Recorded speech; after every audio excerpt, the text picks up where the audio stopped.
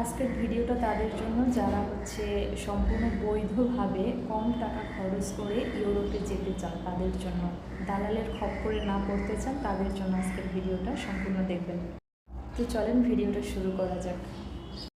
আসসালামু আলাইকুম, কী অবস্থা সবার? হোপসে সবাই অনেক ভালো আছেন। একটা ইম্পর্টেন্ট বিষয়ে শর্টকাটে আপনাদের সাথে একটু ডিসকাস করি। সেটা হলো, আপনাদের মধ্যে অনেকেই আছেন যারা ইউরোপের সেনজেনভুক্ত দেশে সেটেল হতে চান, একটা সুন্দর সিকিউর লাইফের জন্য আসলে ইউরোপ মহাদেশে সেটেল হতে চান, কিন্তু তারা জানেন না যে কীভাবে যেতে হবে। তো ইউরোপে যান কিংবা যে দেশেই যান না কেন, হয় আপনাকে স্টুডেন্ট ভিসা নিয়ে যেতে হবে, অথবা ফ্যামিলি ভিসা, অথবা work permit visa, tourist visa, যে কোনো একটা ভিসা নিয়ে আপনাকে যেতে হবে যদি বৈধভাবে যেতে চান। হ্যাঁ, তো এই প্রত্যেকটা ভিসার জন্যই না আলাদা আলাদা রিকোয়ারমেন্টস থাকে, যেটা আসলে সবার ফুলফিল করা সম্ভব হয় না। তখন আপনারা যেটা করেন, বিভিন্ন এজেন্সির কাছে যান, কিংবা বিভিন্ন এজেন্সি আছে যারা আপনাদেরকে বলে ইউরোপে পাঠাবে, গিয়ে ট্যুরিস্ট ভিসায় পাঠাবে, বা ওয়ার্ক পারমিট ভিসায় পাঠাবে, এইসব বলে 20, 25, 22 লাখ টাকা মিনিমাম কন্ট্যাক্ট করে আপনাদেরকে সম্পূর্ণ অবৈধভাবে পাঠানোর চেষ্টা করে।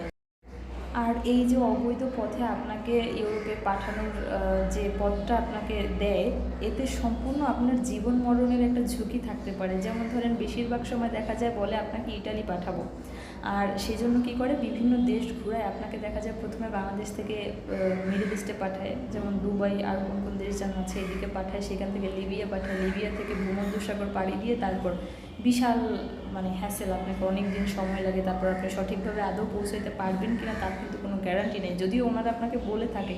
আর লিবিয়া থেকে এই যে কত রকম যে বিপদ আপনার আসবে, আপনি আসলে একটু রিসার্চ না করলে বুঝতেই পারবেন না।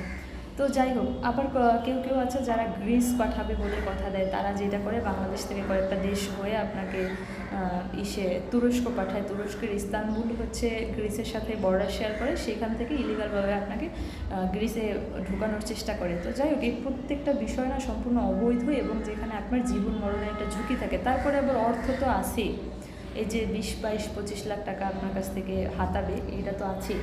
তো আসলে আমার মনে হয় আপনারা যারাই যেতে চান তাদের একটু রিসার্চ করা উচিত, বুঝে শুনে যাওয়া উচিত। এই এত টাকা খরচ করে জীবন মরণ বাজিয়ে রেখে আসলে আমার মনে হয় না পা বাড়ানো উচিত। কারণ যেহেতু গিয়ে ইউরোপে যাওয়ার লিগ্যাল অপশন আছে আপনার কাছে আরও কম খরচে, আপনি চাইলে 8 থেকে 10 লাখ টাকা খরচ করেই সম্পূর্ণ বৈধভাবে, একটু সময় লাগবে হয়তো 8 মাস, 9 মাস কিংবা 1 বছরের মতো সময় লাগে।